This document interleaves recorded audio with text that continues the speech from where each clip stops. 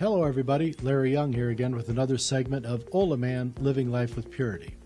And today I want to take a few minutes to answer a question that came in off of the email regarding websites that have to do with the Our Lady of America devotion. And who can you trust, who can't you trust, who are these people, these types of things. Now, for the record, I have no website. The only thing I'm doing at this time are these podcasts while I'm putting together the final drafts of my first book. Don't really know if I'm going to take the time and the investment to publish it because those things are pretty expensive. I may just go right to Amazon and do direct printing through the Amazon services, so it's more efficient for everybody, and then I can sort of set it out there and walk away and let the world do what they want to do with it. So I'm not all that concerned about selling books, but I do want to make sure that people know the history and the record. And what I want to talk about are these other websites, and which I've never even really looked at. I know that they're out there under different names and things like that. And this is great because this is one of the reasons that I stood up in court and put my life on the line and everything I had to stand for at that point, to go to fight for the right to promote the devotion without fear of being sued again and again, and having somebody coming at me and threatening me for money, which happened quite a bit. So with the previous woman who'd been running things, she went by the name of Sister Joseph Therese, but her real name was Patricia Fuller, and she was committing fraud by acting like she was a Catholic nun, which she hadn't been a Catholic nun since 1977. So let me dive into all this. So with people out there running other websites, good for them. I don't have a dog in that fight. I really don't care. But they need to know what the truth was as well, and I'm going to try to deliver that. So for the sake of explanation, I want to try to talk about two different sides of the same coin. One of those sides of the coin we'll call Fostoria, meaning the Fostoria, Ohio group and contingent. And then I'll say the other side was the Rome City, Indiana side, and that contingent, which I was probably the start of that. Or Our Lady was really the start of that when she decided to appear there, allegedly. And what happened was there was this kind of growth that happened where everyone was in harmony together. There was the woman in Fostoria, that being Patricia Fuller, was saying she owned everything. You know, you can't do this, you can't do that, you got to pay me. You know, I want the money, give me the money, or I'm going to shut you down and sue you. And this is what I heard from her quite often, at least a couple times a year. She would come after me demanding dollars, and she, and along with her co-conspirator, I guess you will, I think she was pretty innocent in the whole thing, but her name was Audrey Frank. And Audrey Frank was listed as being the national director for the Our Lady of America Center in Fostoria, Ohio. And she did all the public work, all the public speaking, all that kind of stuff, and Patricia Fuller sat behind pulling the strings and making demands and trying to be the tough gal.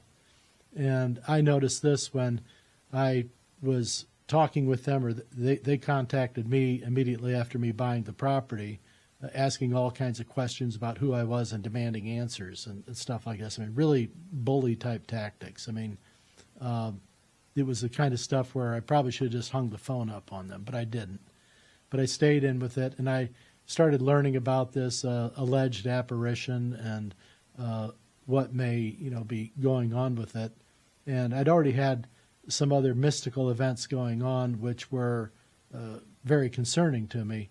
But also with this new information that there had been an attending alleged apparition, it was beginning to make more sense that, there wasn't an element of craziness. It was more about an element of discernment that I needed to go through on my part to figure out what the hell was going on, because I didn't come here for that.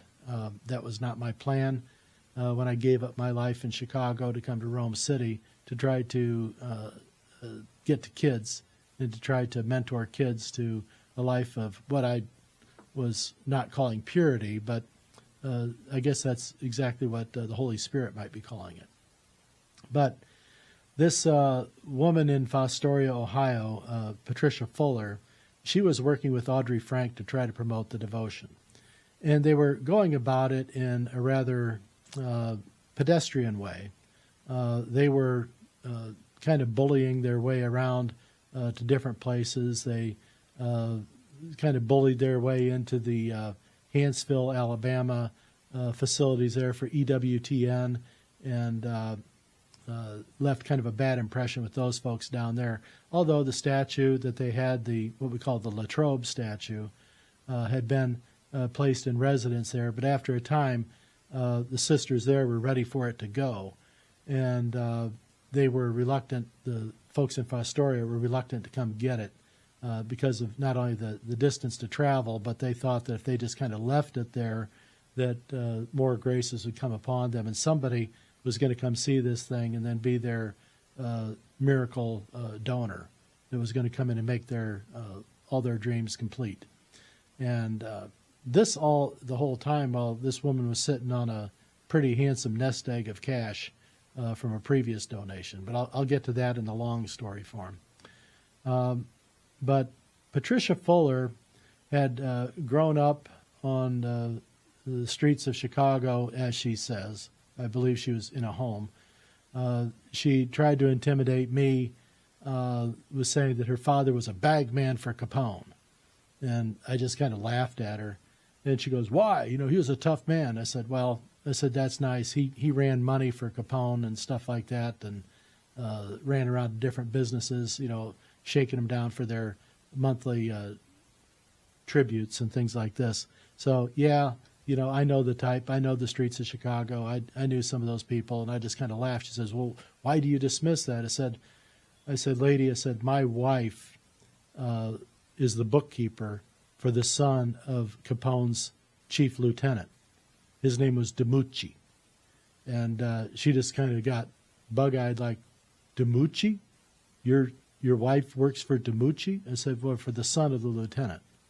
And she says, "Well, is he still mafia?" I said, "You bet your ass." And I said, "So anything you can say isn't going to scare me off." So she didn't know what to think about that, but we kind of kept this and I started buying books and things like that, these diaries that she had, and I didn't even read it because Father Havel didn't want me to read it.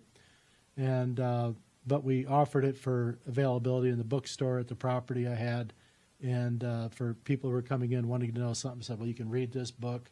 I gave it to the bishop and bishops that would come by and priests that would come by and say, "Please look at this, tell me what you think." And there was always something that was kind of weird about that book when people were reading it.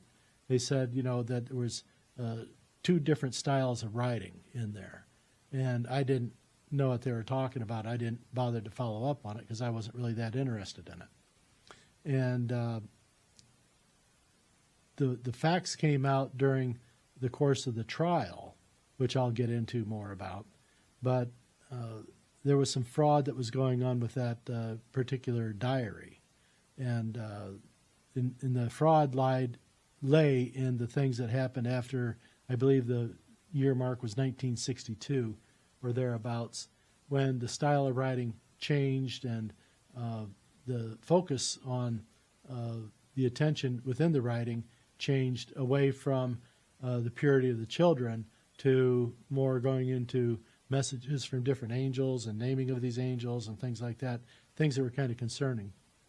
But in the course of the trial, we were able to figure out that in our conclusion was that Sister Millie or Sister Ephraim never wrote the second part of that diary, that was written by somebody else.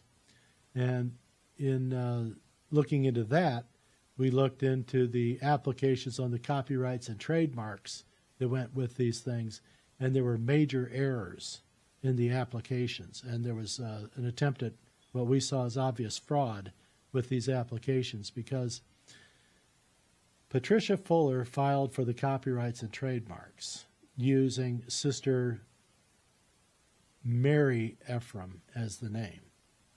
And she signed the documents and the applications Sister Mary Ephraim. And that kind of set off a couple of alarms in my head, because I had always seen from the documents from the Precious Blood that Sister Ephraim's name was actually Sister Marie Ephraim, not Mary Ephraim. And a lot of people made that mistake as she went through her religious life, and people would get kind of lazy. They started calling her Sister Mary Ephraim. But her professed legal name was Sister Marie Ephraim. And she signed all her documents with the Precious Blood, Sister Marie Ephraim, in a definite type of penmanship and a different style that was repeatable. But it didn't match up. You know, the M's, the S's weren't the same on the applications of the copyrights and trademarks. So we found definite disparities there, that somebody else's hand had made these applications. And one of the other things that was concerning to us was that the agency for these copyrights and trademarks, that being the person who is going to get the documents regarding this from the government and to have to do the annual filings if there was to be so, or timely filings if a period of time had lapsed and they needed to renew things. This was set up with a California address and not the Fostoria, Ohio address where Sister, I'll just call her Millie, because that's what all her co-workers and co-sisters would call her. They called her Millie. So that's where Millie was. She was in Fostoria, Ohio. And we believe that this was done so that Sister Millie would never see these documents and never know exactly what was going on behind the scenes. And in the will that Sister Millie did, she gave all these copyrights and trademarks, bequeathed them then to Patricia Fuller, who was going by the name of Sister Joseph Therese. Now, Patricia Fuller and Millie had both been let go of the Precious Blood in 1977. Now, Millie resigned and walked away, and she said, no, I want to be a contemplative. I'm going to leave the order. And so she left the Precious Blood in good standing, and she was out to try to find herself another order where she could be a contemplative.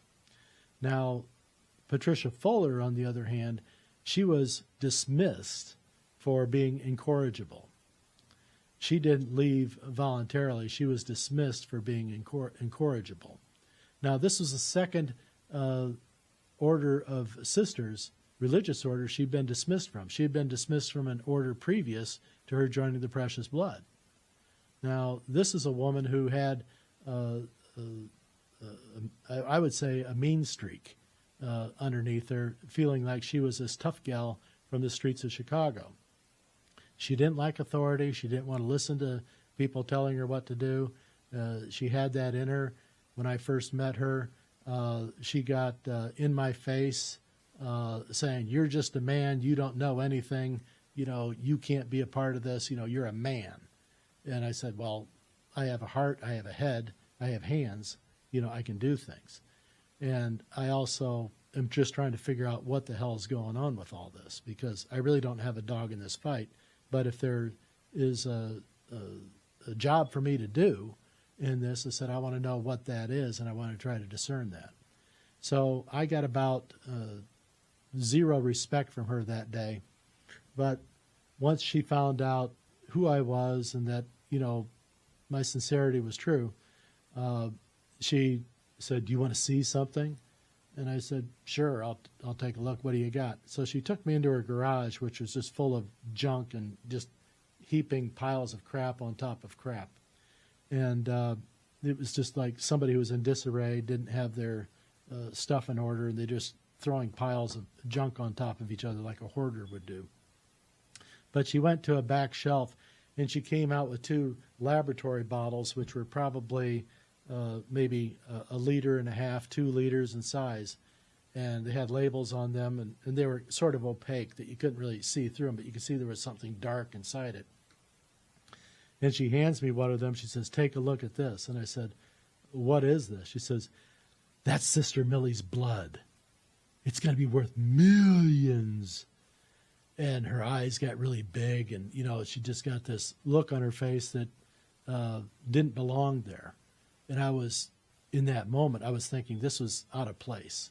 What is going on with this woman, and why in the hell am I holding on to a couple of quarts of human blood at this point? What went on here? But I realized she was after trying to sell dots of blood to people as devotionals, relics. And they're thinking that Millie was going to be a saint, and that people were going to spend, hundreds and thousands of dollars to have drops of her blood, which anyone knows me, that's just macabre all the way through. I'm not into relics. I'm not into all that stuff. I think if people have died, you should leave their bodies alone. Don't mess with them. Who would want somebody coming in and robbing your grave to take your hands and bones and hair and other things like that out of the grave to sit there and say, look what I've got. I'm so close to this saint or whoever it is, this holy person. They're missing the point. But hey, it's a practice that's out there. I can't stop it, but I don't participate in it. This is just one of those things where I walk away from it. People start showing off these things. I have no interest in it. But that's just me. So like it, don't like it, I really don't care. But anyway, this woman was out there. And my father was along with me on this first trip to go see her as well. And my father was a tax man. He did the filing of taxes for not only private individuals and businesses, he also had been doing the tax work for a number of the parishes around the Fort Wayne area. And he'd been doing this as a free service for these people to try to, help save the parishes money, keep them on track. And he'd been doing this for, decades. So he had a lot of experience of dealing with these not-for-profits and doing the annual filings that had to happen. And Patricia Fuller said something about, I asked her, I said, well, I introduced my dad, and I said, he's a tax man. I said, who handles your taxes? Do you need any help? She goes, oh, no, I don't have to file taxes. I said, what do you mean you don't have to file taxes? She says, well, I'm a nun. Nuns don't have to file taxes. And my dad says, to hell they don't. He says, did you take in any money? She says, well, yeah. She says, but I don't have to file taxes. I'm a nun. And my dad says, well, who told you that? She says, well, we've been doing that. I was told that, 30 years ago. And this was probably in the year 2001 when we were making this visit. So she hadn't been filing taxes for 30 years, so clear back to the 70s. So she was completely in error with that. She says, no, we're a 501c3. We don't have to file taxes. My dad says, oh, yeah, you do. If you haven't, you're in trouble. And he offered to help fix it and get it all taken care of because he knew all the IRS people and would try to explain that here was this woman who, in error, thought she didn't need to, but they needed to correct it. There's always a way to fix things. And the first part of fixing things like that is to tell the truth. Well, she dismissed my father and basically insulted him, complained that he was a man too, and he was out to try to take her. And he had designs on her sexually or something like this. And my dad just like, no, not at all. There's nothing. You're safe, lady. Don't worry about that.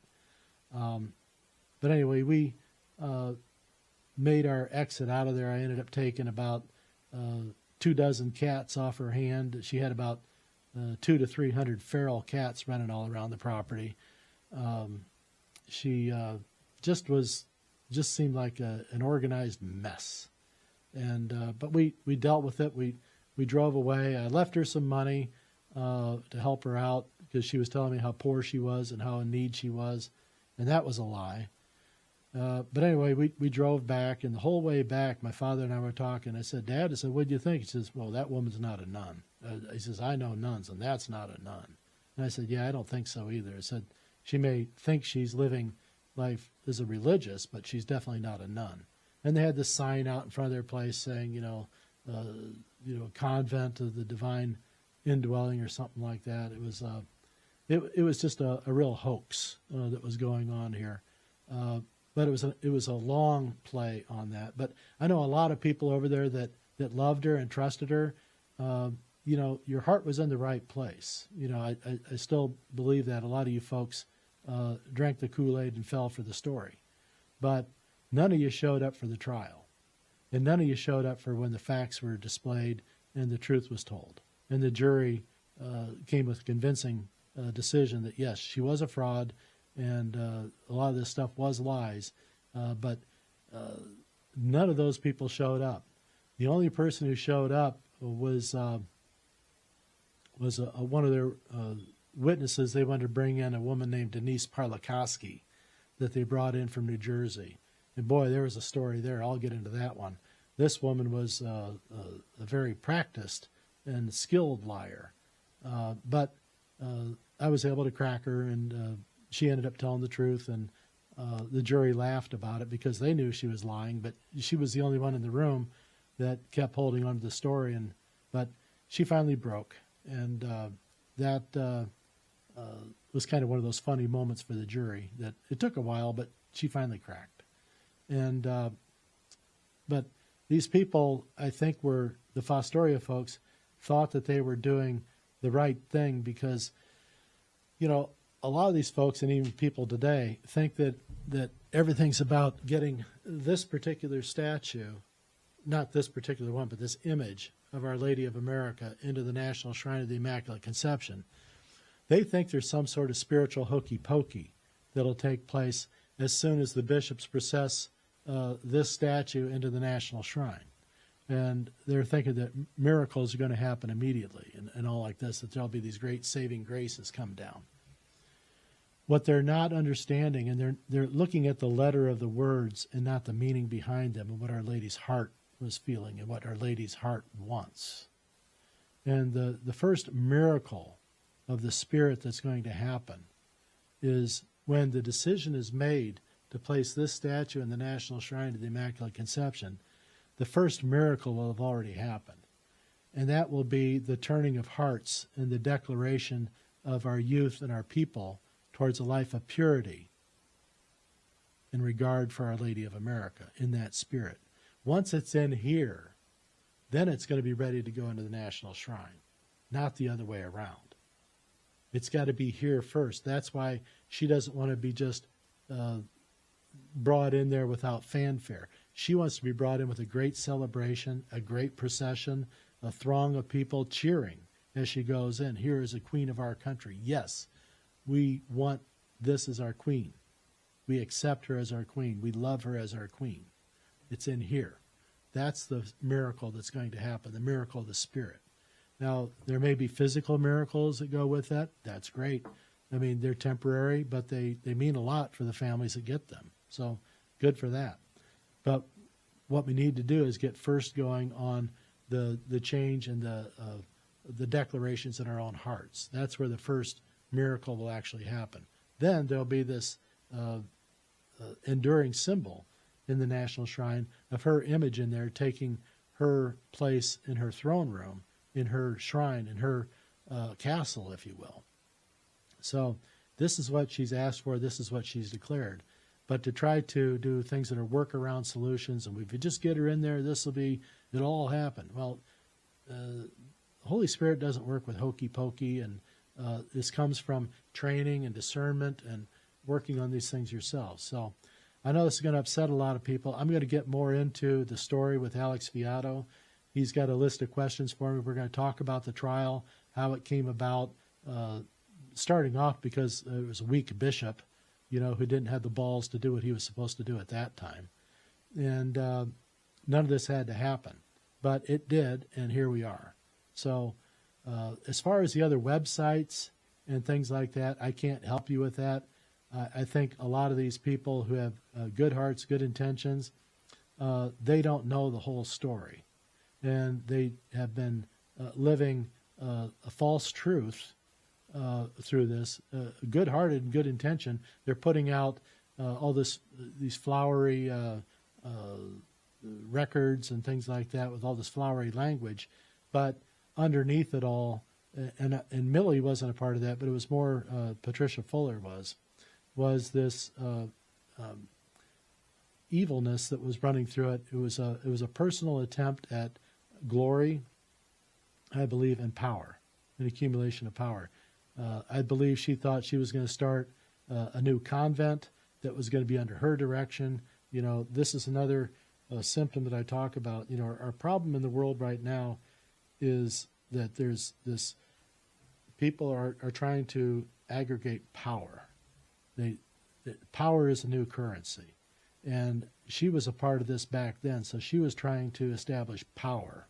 And she wanted to have control over these things. And I was able to go into, along with the other gentleman in the trial, and blow that whole scheme up and show it to the jury that this was not the truth, and there was a sinister activity going on behind the scenes. And we were able to prove it through, I just tracked the money and I tracked the other things, but I was able to show that she was a fraud, and she had actors and people telling lies in my community, coming in. She was paying them to come in and portray themselves as concerned Catholics, and that I was a thief and a crook. So today we use the term gaslighting. So they came in a fully scripted way to try to gaslight me so that they could get the property that I had cheap, or for me to just walk away from it. This was their design. This was their intent.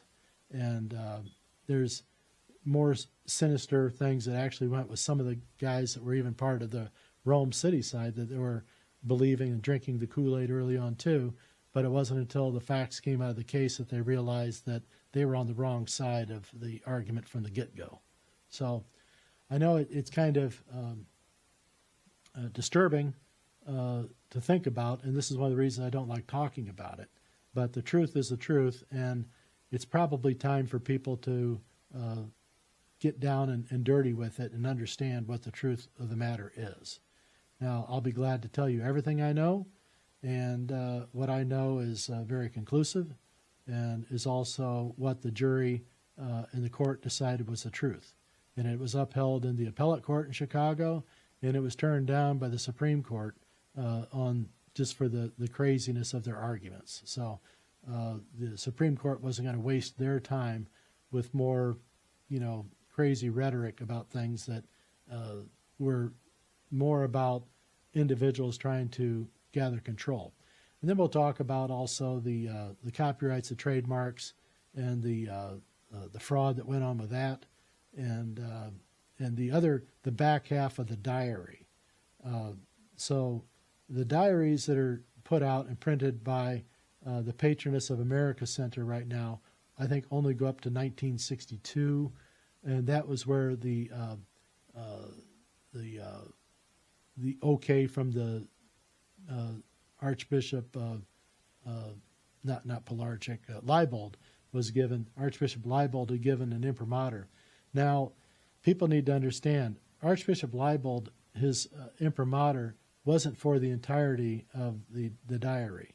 It was only for the prayer to the Immaculate Conception. And that was actually confirmed by Daniel Pilarczyk, who had been his vicar at that time. And Daniel Pilarczyk said it was only attending to the actual prayer, not to the actual messages. But it kind of goes with, because Leibold's intent and purpose, his purposeful intent, was shown in how he spent his own money by having a plaque made, having a statue made, all these things, having a medal struck. These are all conclusive arguments that a bishop would do on the way to approving something and confirming something. So I think the mechanisms were in place. He was laying the groundwork, but unfortunately he died too early of a brain aneurysm, or what it was. But it was something where he died immediately. And sad occasion, but it stopped the momentum, but quite possibly for good reason. I don't know what that is. I may never know. But in the meantime, as far as other websites, I think they've, but people have told me about them, I think they're putting out a lot of old documents and old reasoning and old arguments in support of literature. That's fine. Go for it. Read that. Understand what you want. But read that and then come back and I'll tell you the truth about what happened, and how the intersection of poorly formed and weak bishops priests along the way yielded to this sort of a bully approach this woman was taking, using her street smarts, this Capone type toughness that she thought she carried with her and thought was an intimidating factor. And she just would not listen to the authority of the church. And that's okay. You don't have to be a Catholic. You don't have to follow a Catholic bishop's orders. You can go out and say whatever it is you want to say. And she did. But she tried to say that she was a good nun and good standing and all like that. And she possessed none of that since 1977. So we'll get into that. But in the meantime, enjoy the other websites and things like that. I don't have anything bad to say at this time. I haven't seen anything. But if you find something that's concerning that you want me to look at and opine on, I'll be glad to do that. I really don't think I'm the authority on things that are church history in their design and things like that. I'm really not that guy. I'm more of a matter of the heart, and I'm following my instincts when it comes to these things because I truly believe that all these people out there that think if they just get the statue into the National Shrine that everything will be solved. No, that's just when the work begins. And so what we need to be concentrating on is spreading the message of purity, knowing who you are, being solid in that resolve. Don't let the craziness in the world sway you. Don't let people who get enthusiastic about things that don't seem to be proper enthusiasm move you, because it seems like it's coming out of a mass mania and hysteria that's going on. And we see this all over with different voices coming out and different ideologies that are being professed right now. We're in one of the most dangerous, I think, times in our world's history right now. We're on the precipice of world war. Don't deny that because we're in it. Get prepared. Make sure you've got your long-term plan thought out, at least, as what are you going to do if? And I think that you need to think about the power grid being disturbed, if not destroyed altogether, but at least taken out to where we have intermittent. It's going to happen if they take away gasoline vehicles. It's going to take a good 30, 40 years to build an electrical grid that could take care of the needs that all these new electric devices and batteries are going to do to us. And then the impending problems with that. We're just not ready for it. Just like we're not ready for the statue to go into the National Shrine, because the love and the admiration and the implementing of this particular devotion isn't quite ready for that. We need to get more people knowing about this. We need to get more people comfortable with the thought that purity doesn't have to be painful. Purity can be a way of making your life so exhilarating and so happy because you get to do things that are just like really cool and you did it. I had a great time last week taking in the bounty of harvest at the farm stands and things like this around my area. I would go and I'd ask the farmers for their less than perfect items, that they're bad tomatoes that had spots in them, corn that was a little dry, peppers and things like that, onions. Give me your spotty stuff, let me give you a couple bucks for that. And I took all this stuff home, cleaned it all up, and I got together with my mother and my sister, and we made 38 quarts of vegetable soup. And that was just so fulfilling to do all that in a day's worth of work, to chop everything, talk about things, having these great discussions with my mother about how life was like when she was a child and how they did these things. This was a great tethering for me to my history through my mother and her past. And it was a great anchor moment. And we need more of these anchor moments for our people everywhere, of all faiths, to have a tie with their history and the love and the respect for the work that went into these things. And we need to try to reignite these things as good traditions in our families and also then with our church to understand why, things are in place the way they are. But we'll get into that. But as far as the other websites go, enjoy them. If you got any questions about it, you got something that is concerning to you, send it to me. I'll take a look at it. I'm not going to read all their websites and give you a judgment about who these people are or what they think. But if they want to dialogue, they want to talk to me, if they got questions, bring it on, because we know what the truth is. And the truth is dirty in some parts, but it's beautiful in others. So I want to help you discern what the dirt is and where the goodness is. And we'll try to get through this together. So in the meantime, I love you, and I'll be back.